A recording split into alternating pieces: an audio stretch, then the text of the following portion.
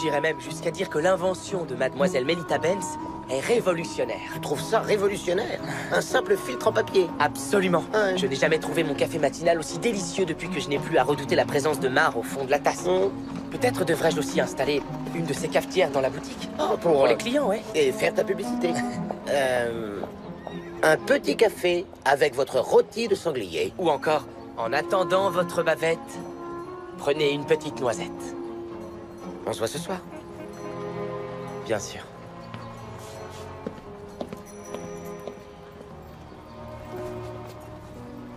Vous avez vu le boucher, les gars? Il est arrivé côte à côte avec un autre. J'ai payé la totalité! Je fais le pied de grue depuis une demi-heure! Si vous ne me remettez pas ce qu'on m'a Qu'est-ce promis... qui vous arrive?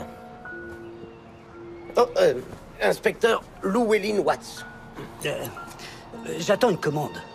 Ici? Mais quel genre de commande? C'est-à-dire que... Axel Crawford? C'est moi, Axel Crawford. Ah, Constance Weverly. Je travaille pour la Congrégation de la Vertu. Y a-t-il un problème? Oui, vous êtes en retard. Je vous prie de m'excuser. Les cuisines ont mis une éternité à réchauffer mon gruau. Êtes-vous en affaire avec lui comme il le prétend? Oui, Monsieur Crawford est un client de la Congrégation. Eh bien, dans ce cas, je vous laisse régler ça. Êtes-vous prêt à recevoir votre épouse, Monsieur Crawford? Mademoiselle Weverly m'a dit s'est enfermée dans la salle de bain. C'est un moment délicat pour nos filles de vertu. Il faut souvent leur forcer un petit peu la main pour qu'elles nous quittent. Inspecteur, pourriez-vous...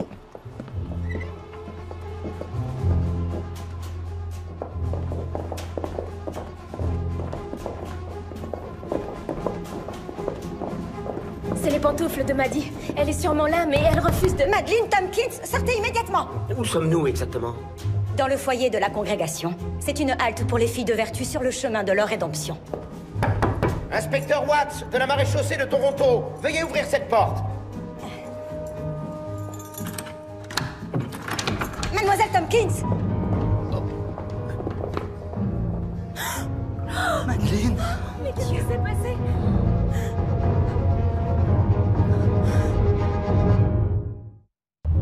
La défunte s'appelait Tompkins? Madeleine Tompkins, oui, c'est bien cela. Et quelle était la nature de vos relations avec elle? C'était l'une des pupilles dont je m'occupe. Monsieur Crawford lui avait payé le voyage depuis Londres, en échange de quoi elle devait l'épouser. Elle avait accepté de se marier avec lui en échange d'un simple trajet en bateau? Oh, tout ceci est bien plus complexe que ça en a l'air. Nos filles de vertu ont des perspectives d'avenir plutôt limitées. Elles devraient s'estimer heureuses que quelqu'un daigne les demander en mariage. Vos filles de vertu? Des femmes que la Congrégation de la Vertu a prises sous son aile. Elles font l'objet d'une condamnation par la justice anglaise qui leur a donné la possibilité de choisir entre la prison et un mariage vertueux avec un célibataire canadien. Je ne connais pas cette congrégation. Oh, peut-être n'avez-vous pas besoin d'une femme. Et sauriez-vous pour quelle raison Mademoiselle Tompkins aurait pu vouloir se suicider? Eh bien, la vie de Madeleine était largement marquée par une grande dépravation. Il est possible que la honte lui soit devenue insoutenable. Quelle honte! Il s'avère que c'était une cata. Je trouve ce jugement peu charitable, venant de vous. Madeleine était seulement une âme en peine, comme nous autres. Veuillez me pardonner si mes paroles vous ont offensé. J'ai les nerfs à vif après ce qui vient de se passer. Monsieur Crawford, je vous interrogerai dès que j'aurai terminé avec Mademoiselle Weverly. Madeleine Tompkins avait été arrêtée pour prostitution. Oui, puis jugée et condamnée par le tribunal de Londres. On lui a alors laissé le choix. Elle devait soit accomplir une peine de prison, soit devenir la fidèle épouse de Monsieur Crawford. Et elle avait choisi de se marier. J'imagine qu'elle a finalement changé d'avis. Ces femmes sont-elles également des filles de vertu? En effet. Kate Barker, Flannery Oates et Sadie Lang. Mon rôle est de veiller à ce qu'elles aient une nouvelle vie au Canada, avec un mari dévoué et de nouveaux espoirs. Est-ce vrai, mesdemoiselles? Votre avenir est-il aussi radieux que le suggère Mademoiselle Weverly?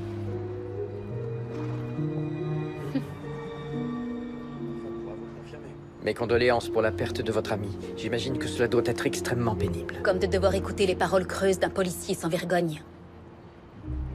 Je vous assure que ma sollicitude est sincère. J'ai jamais vu un flic qui s'intéresse au sort d'une putain. Inspecteur William Murdoch. L'une d'entre vous saurait-elle pourquoi Mademoiselle Tompkins aurait mis fin à ses jours?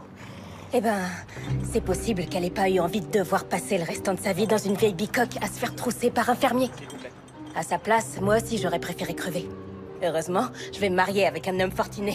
Un homme, dit plutôt un vieillard. Si c'est un vieillard, tu seras veuf très tôt et tu pourras profiter tranquillement de son argent.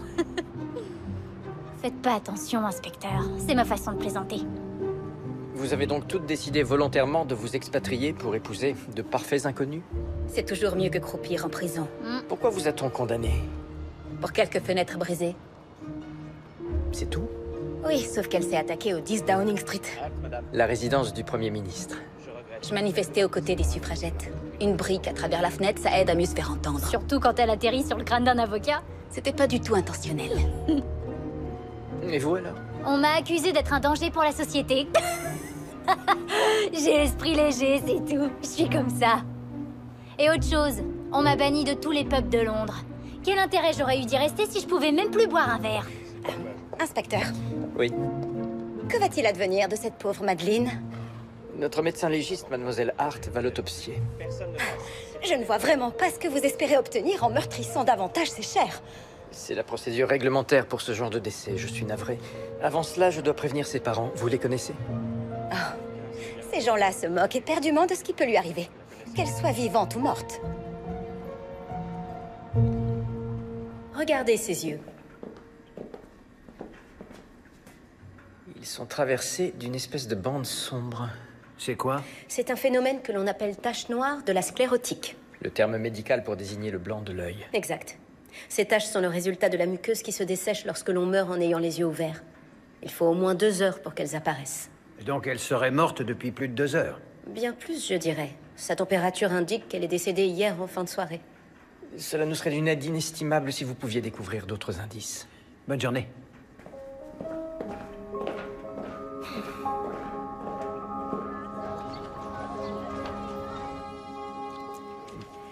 Je ne sais pas quoi penser de ce que fait cette congrégation de la vertu. Ça te dérange? Qu'on envoie des femmes de l'autre côté de l'Atlantique pour qu'elles épousent des inconnus qui leur ont payé le voyage, bien sûr que ça me dérange.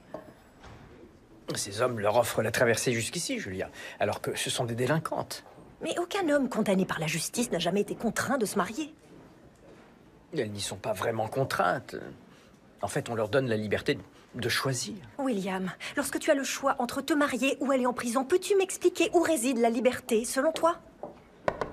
Pardon de vous déranger, inspecteur. Qu'y a-t-il? C'est au sujet de Madeleine Tompkins. J'ai effectué un examen plus approfondi et il s'avère que son os hyoïde a été brisé. Ce qui voudrait dire Qu'elle a été étranglée. étranglée. Et ses poignets ont été tranchés post-mortem. Sa mort n'est donc pas due à un suicide, mais à un meurtre. Un meurtre? Pourtant, le foyer est fermé à clé chaque soir. Les filles se trouvaient toutes en sécurité à l'intérieur. Du moins, c'est ce que je pensais. Pauvre Madeleine.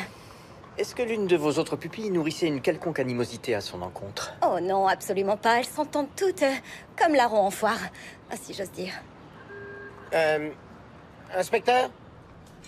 Venez voir ce que j'ai trouvé. Un instant, mademoiselle. J'ai fouillé dans les affaires de Mademoiselle Tompkins. Il y avait ça avec la robe qu'elle portait hier soir. CME, ce ne sont pas ses initiales. Exactement. Et tandis que je méditais sur ce point précis, j'ai jeté un coup d'œil par la fenêtre, de cette façon, ce qui m'a conduit à faire une autre découverte. Encore plus intéressante. Et où allez-vous? Par ici, inspecteur.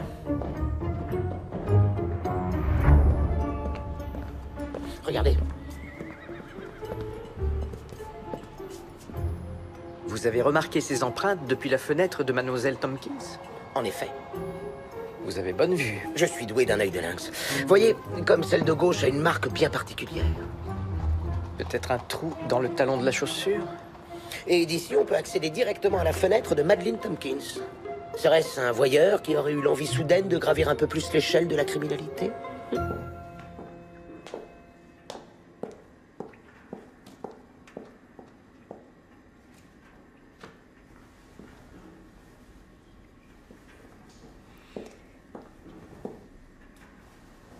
Arthur! Coucou, ma chérie.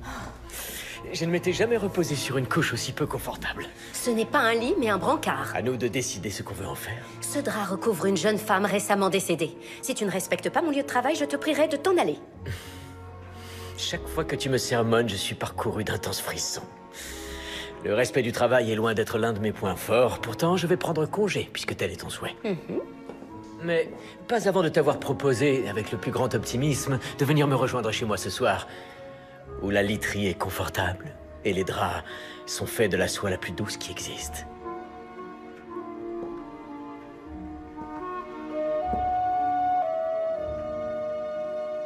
Je ne saurais vous dire d'où vient ce médaillon, à moins que... Seigneur... Madeleine a dû le dérober à un voyageur sur le navire qui l'a amené de Londres. D'après le poinçon, il viendrait d'un bijoutier de Toronto. Dans ce cas, un passager du train. Maddie était pas une pickpocket. En êtes-vous certaine? Elle a jamais su comment s'y prendre. Non, vous êtes très doué. C'était simplement pour vous faire une démonstration. Nous avons trouvé des empreintes de pas sous la fenêtre de Madeleine. Vous ne sauriez pas qui aurait pu les faire? Oh, allez, on peut lui raconter, non? On n'a rien fait d'illégal que je sache. Veuillez nous expliquer de quoi il s'agit. Avec les copines, on est sortis en douce avant l'extinction des feux pour boire un verre. Pardon, mais comme on va toutes se marier, on s'est dit que ce serait notre dernier soir de liberté. Mes filles de vertu se livrent à la débauche en public, ça c'est la meilleure. Et encore, c'était rien comparé à la débauche de Maddie en privé. Qu'entendez-vous par là? Elle a fait monter un type du pub dans sa chambre. Il lui a probablement donné le médaillon en échange de ses prestations. À quoi ressemble cet homme? Ah, il a du charme. Il est presque chauve. En tout cas, il est plus grand que moi et plus petit qu'elle. Il est maigre avec une moustache tombante et des petits yeux noirs. C'est un homme vraiment très charmant. Vous cherchez Edwin Ebersol. Cet homme met en gage les bijoux de sa femme pour payer ses consommations. Et j'ai beau admirer la patience infinie dont fait preuve cette malheureuse Kathleen Marie, j'ai aussi des factures. Est-ce que vous sauriez où je peux trouver ce monsieur Ebersol? Il passe son temps entre le Mont-de-Piété et le pub. Edwin, cet inspecteur voudrait te dire 2 mots.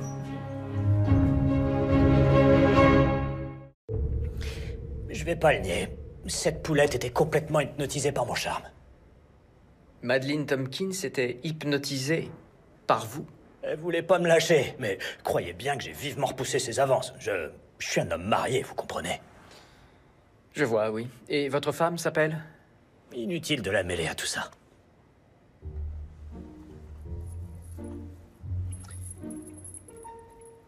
Kathleen Marie Ebersol, c'est cela? Nous avons trouvé son médaillon dans les affaires de la défunte. Ah, cette filoute a dû le prendre dans ma poche. Est-ce pour cela que vous l'avez tué? Quoi? Non, je lui ai rien fait. Dans ce cas, à vous de me convaincre que vous êtes innocent. Et comment je suis censé faire ça? Oh. Écoutez, je veux bien admettre que j'ai fait pas mal d'erreurs tout au long de ma vie. Mais tuer quelqu'un, certainement pas. Ça allait?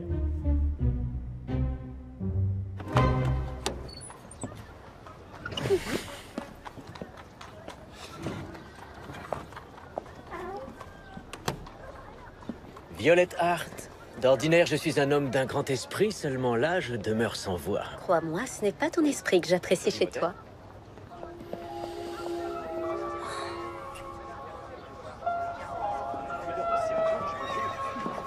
Les gens nous regardent. Laisse-les faire. J'y vais, mon travail m'attend. Lequel de nous deux préfères-tu, ton travail ou moi? Je suis bien plus attrayant et j'ai un énorme... Au revoir, monsieur Carmichael. Compte en banque.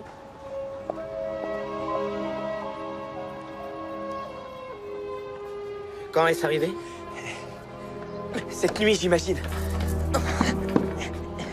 Jack, rentre chez toi. Mais il faut... Vas-y, je te dis, je m'occupe de ça. L'un d'entre vous a-t-il vu ce qui s'est passé? Moi, non. Mais c'est vraiment une honte de s'attaquer à un commerçant aussi respectable et honnête. Inspecteur Llewellyn Watts, serait-ce votre œuvre par hasard? Oh, ce n'est pas vraiment une œuvre. Plutôt une vocation. Alors c'est vous qui avez peint cette insulte? Une insulte? Où ça? Ah oui, vous parlez d'une surprise. Le boucher est une tata. Je veux seulement me rendre utile, inspecteur. Ces dégénérés ne doivent pas envahir la ville. Et comment vous appelez-vous? Marcus Inky, un honnête citoyen qui veille au... Marcus Inky, je vous mets en état d'arrestation pour vandalisme. La congrégation vous est très reconnaissante pour le soin avec lequel vous enquêtez sur cet horrible meurtre. Mais j'ai encore des filles à marier, des prétendants qui attendent et un train à prendre ce soir. J'en tiendrai compte. Je vous remercie. Comme vous l'imaginez, nous avons hâte de partir. Ces femmes méritent de commencer une nouvelle vie. Vous croyez? J'ai peine à m'en convaincre. Une voleuse, une ivrogne et une dangereuse anarchiste se font envoyer dans mon pays au lieu d'aller en tôle? Et vous voulez que je les accueille? Inspecteur Brackenreed, je ne vous demande pas de vous investir dans le travail de Dieu, mais tout simplement de ne pas l'entraver. Oh. En effet, qui suis-je pour me mettre en travers du Tout-Puissant? Bien. Sur ce, bonne journée, inspecteur. Bonne journée. Je peux savoir qui est le zig que vous avez mis en cellule? Un certain Edwin Ebersol. Un médaillon appartenant à sa femme se trouvait parmi les affaires de la victime. Et les camarades de cette dernière ont vu un homme ressemblant à Ebersol dans sa chambre le soir du meurtre. Selon vous, le meurtrier serait entré par la fenêtre? Oui, mais les empreintes laissées par ses chaussures ne correspondent pas à celles d'Ebersol. Il peut très bien avoir plusieurs paires de chaussures. Et son mobile? Je n'ai pas encore eu le temps de... Hey! Qu'est-ce que vous faites, monsieur? Approche un peu, je vais te tuer! Restez où vous êtes! Je te jure, je vais te tendre le cou, espèce de salaud! Monsieur, ça va? On se connaît? Et comment? Madeleine Tompkins était ma fiancée! Madeleine Tompkins était une putain! Par ici! Emmenez Monsieur Crawford dans cellule.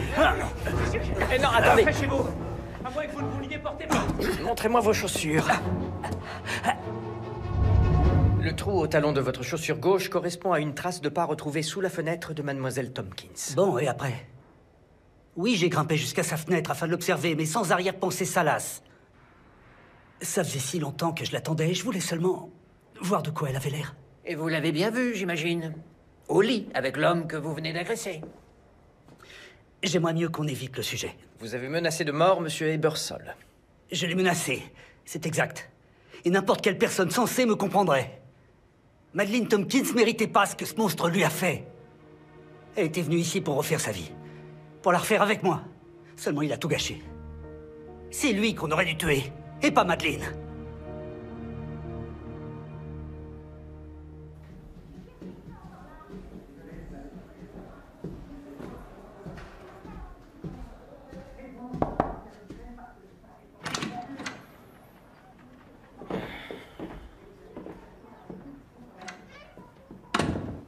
Tu préférerais que je reparte? Pardon, j'ai l'impression que tout le monde m'observe. Dans ce cas, j'ai une nouvelle qui devrait t'apaiser. J'ai arrêté ton vandale. Tu as fait quoi? Il est même passé aux aveux. Et avec une certaine fierté en plus. Pour quel motif est-ce que tu... De quoi je l'ai inculpé? Tu l'as... Voyons, de dégradation volontaire et... Non, je crois qu'on s'est mal compris. Je voulais seulement que toute cette affaire ne soit qu'un mauvais souvenir. Je ne voulais pas qu'il y ait d'arrestation, de procès, ni que... Que la justice te soit rendue? Pour que les bigots de la ville se mettent à jaser sur le boucher inverti? Non, merci. Ça va tuer mon commerce. Mais... Je vais être ruiné. Non, je t'en prie. Et combien de temps encore crois-tu que tu resteras dans la maréchaussée quand les rumeurs commenceront à circuler sur le policier sodomite? Jack... C'est comme ça qu'on nous appelle, tu sais. Tu l'as vu. Peint sur ma vitrine en lettres rouges sang pour bien attirer les regards.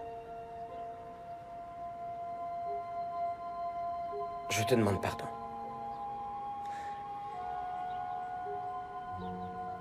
Je voulais seulement que cet incident en reste là. Je vais arranger ça. J'aimerais pouvoir le croire. Je t'assure. Je vais annuler la procédure. Et ensuite? Quoi ensuite? Comment vas-tu arranger ça? Notre relation sera toujours punie par les lois que tu as juré de faire respecter en entrant dans la maréchaussée. Peut-être que ça changera un jour.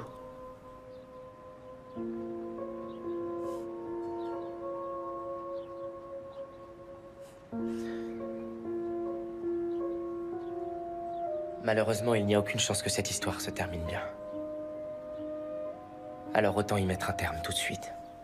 Non, Jack. Tu as raison. Je n'aurais pas dû arrêter cet homme. J'ai agi de façon précipitée et irréfléchie. Je te promets que l'avenir... C'est beaucoup trop dangereux. Pour tous les deux.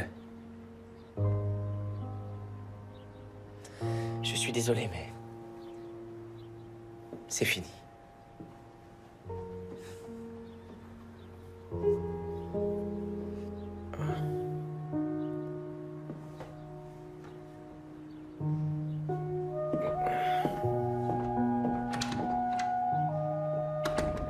Alors, lequel est coupable? On ne peut pas les garder tous les deux ici. Fort heureusement, monsieur, ce ne sera pas nécessaire. J'ai vérifié où étaient nos suspects quand on a découvert le corps hier matin. Je vous écoute. Axel Crawford est arrivé par le train de 7 heures en provenance d'Ottawa. Puis un fiacre l'a déposé devant le foyer de la congrégation à 7h25 où il a commencé à faire les 100 pas, bougonner et où il a voulu jouer les voyeurs. Donc monsieur Crawford a un alibi. Effectivement, lorsqu'il est arrivé à Toronto, Mademoiselle Tompkins avait déjà été tuée. Et Ebersol? Là, c'est une autre histoire. Edwin Ebersol a passé la nuit précédente en cellule de dégrisement au poste numéro 5, dont il est ressorti en fin de matinée. Il a été interpellé pour ivresse publique manifeste par 2 agents en patrouille, dont le rapport indique qu'il était 2h15 du matin. Seulement, personne ne peut confirmer ce qu'il a fait dans les heures qui ont précédé son arrestation. Et c'est justement là qu'a eu lieu le meurtre. Eh bien voilà, affaire classée. On tient notre tueur, grâce à l'heure du décès. Je me suis trompée de plusieurs heures, je le crains, en affirmant qu'elle était morte en fin de soirée. Plusieurs heures? Oui, le bain était froid, ce qui a modifié sa température corporelle. Par conséquent, mon calcul initial était faux. Vos conclusions initiales étaient également fausses puisque Madeleine ne s'est pas suicidée. Vous étiez d'accord avec moi, pourtant. Inspecteur, nous savons tous que de nouveaux indices infirment souvent les premières hypothèses. Et quel nouvel indice avez-vous trouvé? Selon son bol alimentaire, elle est décédée à peu près 1h30 avant que son corps ne soit découvert. Ça nous fait 6h30 du matin. Oui. Quand M. Ebersol se trouvait encore au poste 5 et Axel Crawford encore dans le train. Ni l'un ni l'autre ne pouvait donc tuer Madeleine Tompkins. Ce qui veut dire que l'assassin est l'une des autres filles de Vertu.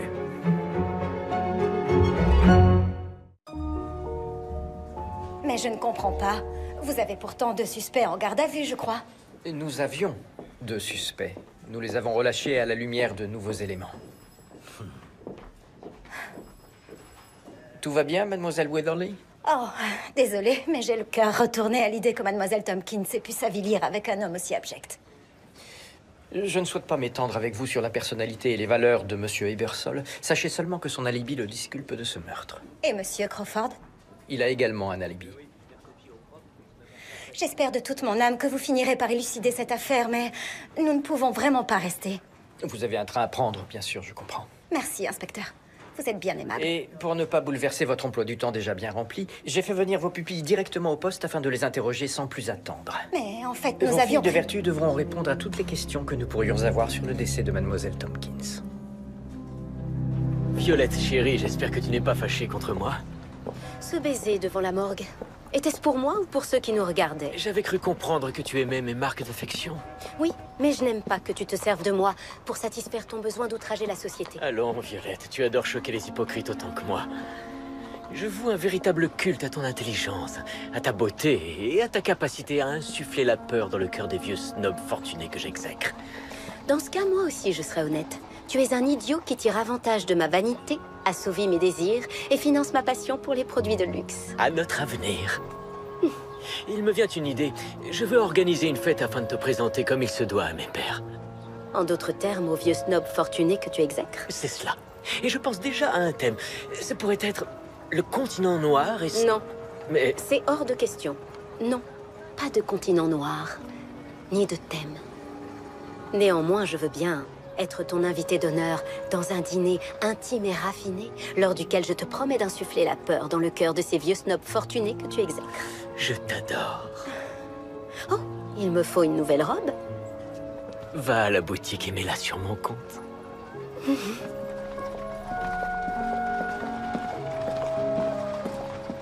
Merci d'être venu. Je t'en prie, en quoi puis-je t'être utile? J'ai peu de temps et j'espérais que grâce à ton expérience, tu serais capable de m'aider à interpréter leurs réponses. Les interpréter comment? Eh bien, peut-être sauras-tu dire si l'une d'elles nous cache certains éléments. Je ferai au mieux. Je te remercie. Et comment décririez-vous Mademoiselle Tompkins? Enthousiaste, ravissante. Elle était danseuse orientale dans un cabaret, d'ailleurs. De quel genre de danse s'agissait-il? Elle était en tenue légère et elle remuait son... Vous voyez? Maddie était la garce la plus distinguée que j'ai jamais connue. Elle avait une sacrée descente. Presque aussi bonne que la mienne. Vous m'avez bien dit qu'on vous avait banni de tous les pubs londoniens. J'aurais été vraiment bête de me débarrasser de ma meilleure copine de beuverie, alors, vous êtes pas d'accord? Elle était intelligente, sans a priori, indépendante. Pas du tout le genre de femme que j'aimerais tuer. Et quel genre de femme auriez-vous donc envie de tuer? On s'est mal compris, je n'ai l'intention de tuer aucune femme. Pourriez-vous nous dire dans les moindres détails ce que vous avez fait le matin où l'on a découvert le corps de Madeleine? Eh ben, d'ordinaire, je sors pas du plumard, à moins d'y être vraiment obligée. Enfin bref, je venais tout juste de m'habiller quand j'ai entendu que ça criait. Je travaillais sur mon manifeste, chapitre 82, l'amour-propre sans limite des hommes. Je le connais par cœur. Vous voulez que je vous le récite? Oui, avec joie. Non. Non. Pourriez-vous nous dire en détail ce que vous avez fait au cours de la matinée où l'on a découvert le corps de Madeleine? Voyons que je réfléchisse. J'ai voulu aller au petit coin, mais c'était fermé. Alors j'ai frappé à la porte encore et encore, mais aucune réponse. Et je commençais à piétiner en essayant de pas faire dans ma culotte et... Pardonnez mon franc-parler, inspecteur. Alors, votre verdict? Ces femmes sont-elles de simples délinquantes ou des tueuses sanguinaires? Encore faudrait-il qu'elles aient eu un mobile pour ce meurtre. C'est vrai, et je n'ai décelé aucune malveillance de leur part envers Madeleine. Elles ont déjà enfreint la loi, je vous rappelle. Elles savent mentir. Moi, ce que j'ai vu, c'était de l'authentique chagrin suite à la perte de leur ami. À moins que ce soit le remords de l'avoir tué. Ce n'est pas compliqué. Vous n'avez plus que 6 heures pour faire parler ces 3 femmes avant que leur train n'arrive. Alors, si vous ne les croyez pas, sortez votre avertisseur de mauvaise foi. L'indicateur de réponse spontanée? Le révélateur!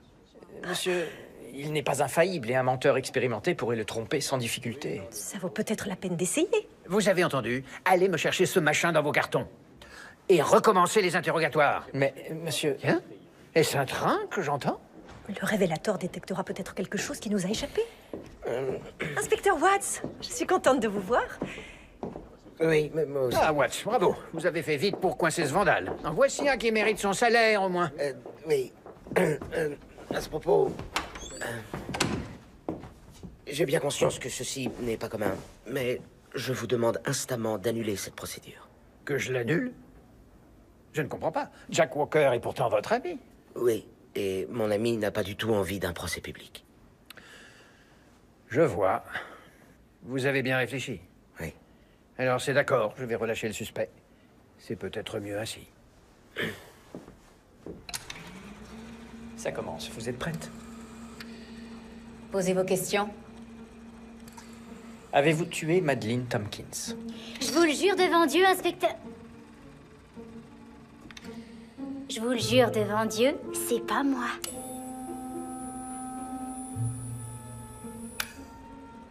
J'aurais jamais été capable de faire du mal à Maddie. Je vous l'ai déjà dit, la réponse est non. Qui a tué Madeleine Tompkins? Je voudrais bien vous aider, mais j'en sais vraiment rien, inspecteur. Je l'ignore. Si j'étais au courant, je vous le dirais.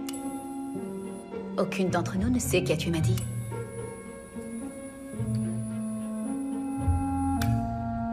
D'après le révélateur, aucune d'elles n'a commis ce meurtre. Pourtant, tout à l'heure, vous souteniez que votre fichue boîte était au mieux imparfaite. Disons qu'au pire, elle est imprécise. Mais je ne vois pas pourquoi ces résultats seraient erronés. Il y a une femme que nous n'avons encore jamais interrogée. Constance Weatherly? Oui, l'a-t-on mise hors de cause? L'inspecteur Watts l'a vue arriver au foyer de la congrégation ce matin-là. Je crois me souvenir qu'elle venait de l'hôtel de l'Empire.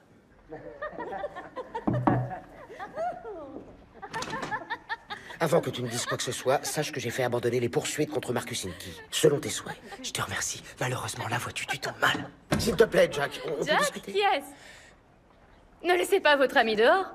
Plus on est de fous, plus on rit. Que fêtez-vous? Nos fiançailles. Jack et moi allons convoler en juste noces. Juste, vous dites. Écoute, Llewellyn, je suis navré, mais comprends-moi. Entrez C'était enfin, seul. venez boire une petite coupe avec nous. Mais oui, joignez-vous à nous. C'est gentil, mais je passais seulement dans le cadre d'une enquête de police. Oh, c'est un policier. Je vous laisse savourer ce moment en famille. Jack, expliquez-nous. Santé. Je trouve que c'est un hôtel très chic pour une humble protectrice de la vertu. Alors que ses pupilles doivent se contenter de dormir dans ce foyer lugubre. Comment peut-on se payer un tel luxe aux frais d'une œuvre de charité? Cette prétendue congrégation de la vertu renforce ma suspicion d'heure en heure.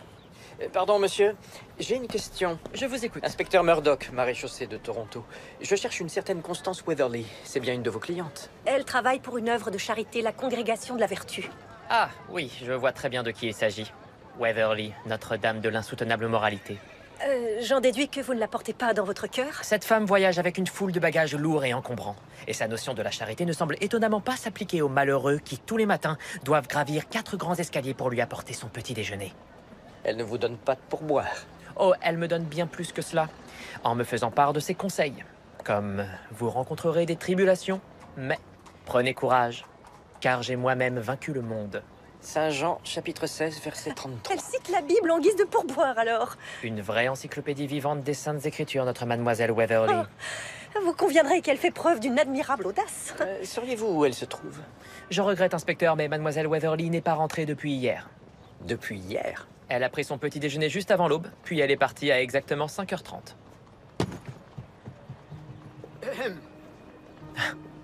Veuillez m'excuser. Si elle a bien quitté l'hôtel à 5h30 du matin, elle n'a aucun alibi. Par conséquent, si elle n'a pas d'alibi... Il se pourrait que ce soit elle, notre assassin.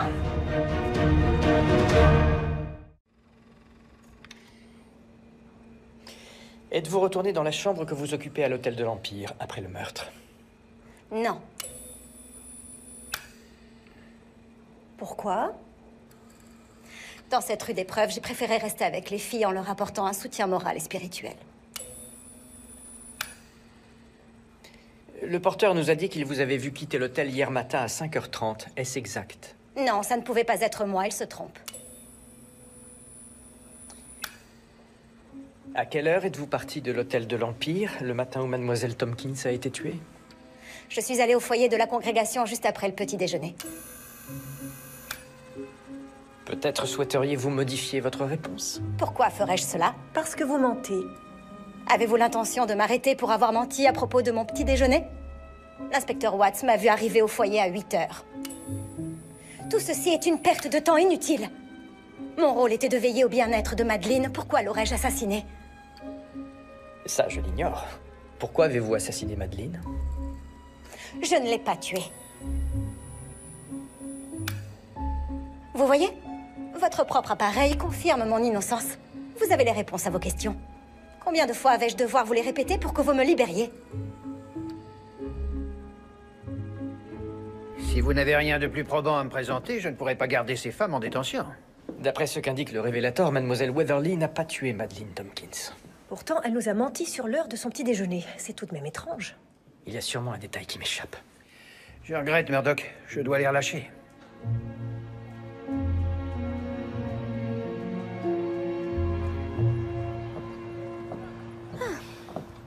Je vous assure que Monsieur Carmichael réglera la facture. Si vous ne me croyez pas, téléphonez-lui.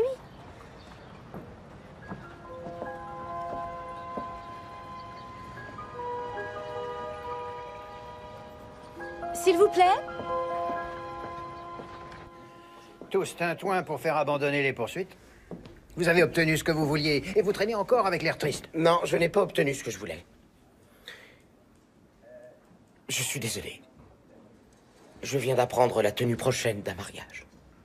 Et qui sont les fiancés? Mademoiselle Clara Cartwright et Monsieur Jack Walker. Oh. Vous savez ce qui m'exaspère le plus dans ces fiançailles? Je n'ai jamais aimé les devinettes. C'est que cette pauvre femme va se retrouver entraînée dans un simulacre de mariage avec un mari trop effrayé à l'idée de vivre avec sincérité. Qui sommes-nous pour le juger? Les gens se marient pour toutes sortes de raisons. Je dois avertir mademoiselle Cartwright. De quoi voulez-vous l'avertir? Peut-être est-ce le meilleur compromis pour Jack Walker. Et peut-être aussi devriez-vous suivre son exemple, en vous trouvant une gentille épouse. Eh bien, personnellement, je refuse de vivre dans le mensonge. Et il commet une erreur. Allons, Watts, ne faites pas de sottises.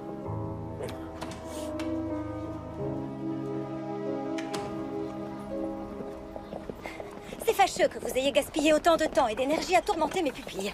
Malgré cela, au lieu de chercher l'assassin, vous êtes encore là, à rôder autour de moi. Je suppose que je n'aurai droit à aucune excuse pour l'outrage ainsi que les désagréments que vous m'avez fait subir. Vous rencontrerez des tribulations dans le monde. Mais prenez courage, car j'ai moi-même vaincu le monde. Ah, vous avez vaincu le monde, vraiment? Tant mieux pour vous dans ce cas. Nous n'avons pas tous la chance d'être aussi arrogants. Au revoir, inspecteur.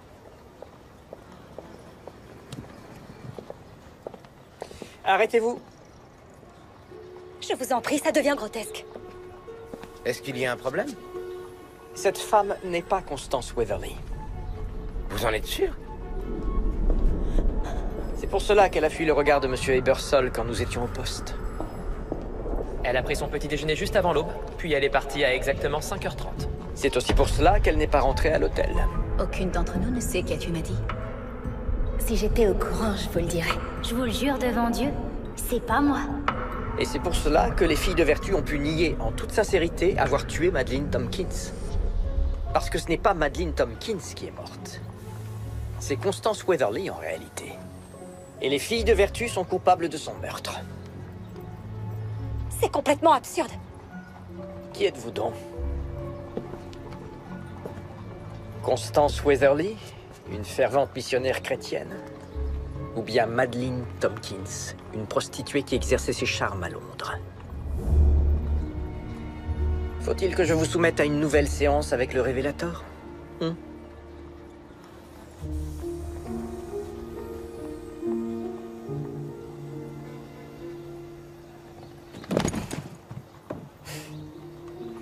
C'est vrai, je suis une fille de joie et je faisais le trottoir à Londres. Mais je ne suis pas seulement ça. Je suis aussi une artiste. Une comédienne, pour être exact. C'est certain. Vous avez joué le rôle de la femme que vous avez tuée de façon vraiment convaincante. Merci pour le compliment. De rien. Madeleine.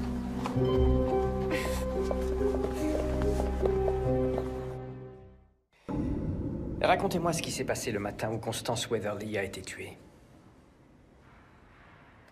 Comme tous les jours, elle a rappliqué au foyer, dès l'aurore, avec son petit air autoritaire. Et là, elle me sort, debout, espèce de feignante. Ton cher époux est déjà en chemin. Va vite décrasser ton corps de pécheresse et fais en sorte d'être présentable. Ensuite? Moi, je lui ai dit, j'ai pas envie de me marier d'abord, et c'est pas vous qui allez me forcer. Là-dessus, les autres filles sont arrivées en disant, nous non plus, on veut pas se marier. Constance a essayé de me faire sortir de force de ma chambre. Alors Kate lui a passé un bas autour du cou, Sadie lui a fait plier les genoux avec un coup de pied. Et Flannery, oh, cette femme est un véritable génie, je vous jure. Parce qu'une fois qu'elle a vu que Constance ne se débattait plus, Flannery m'a dit, échange ta place avec la sienne, comme ça on va faire croire que tu t'es suicidé. Avouez que notre petit numéro était plutôt réussi.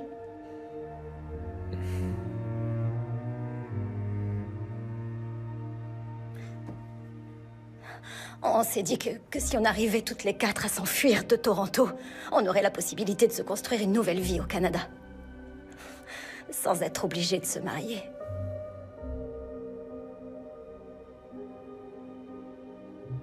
Sur ce dernier point, vous aviez raison. Aucune d'entre vous ne devra se marier. Mais vous êtes toutes en état d'arrestation pour le meurtre de Constance Weatherly.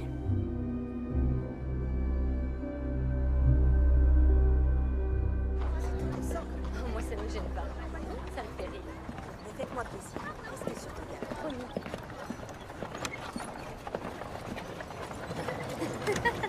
Et voilà, j'espère que ça te soulage.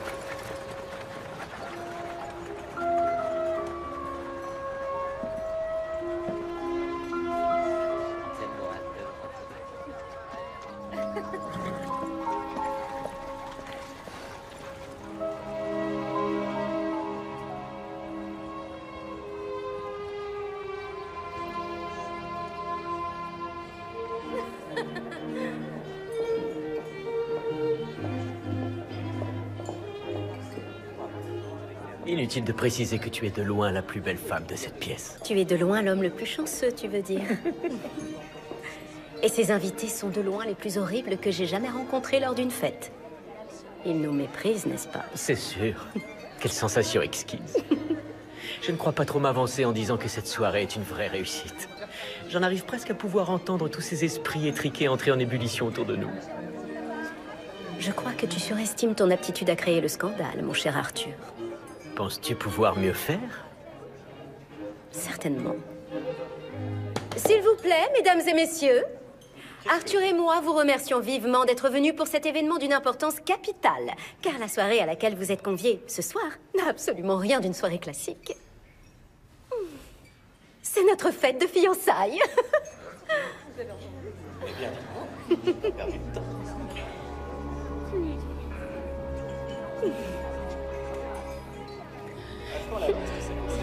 J'ai la joie et l'immense privilège de vous présenter officiellement ma future épouse, Mademoiselle Violette Hart.